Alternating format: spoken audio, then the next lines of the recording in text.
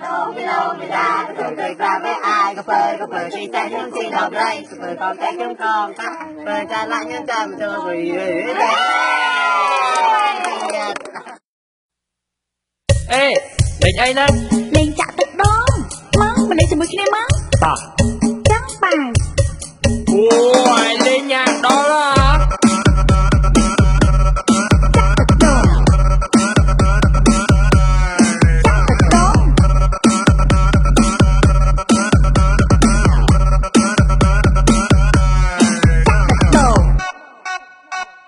Hãy subscribe cho kênh Ghiền Mì Gõ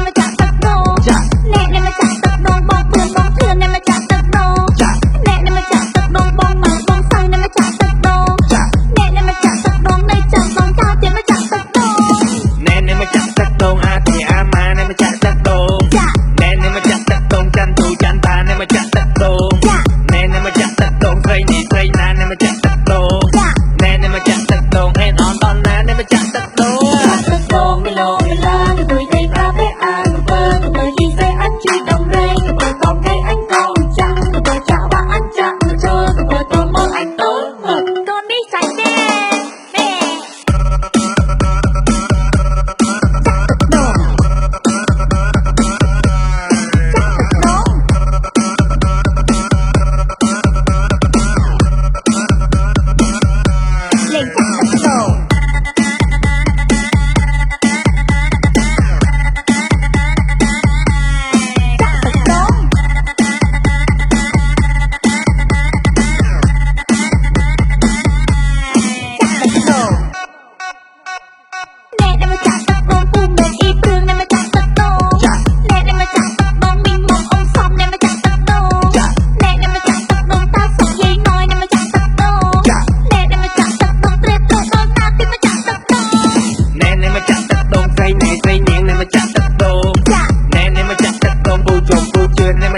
lỡ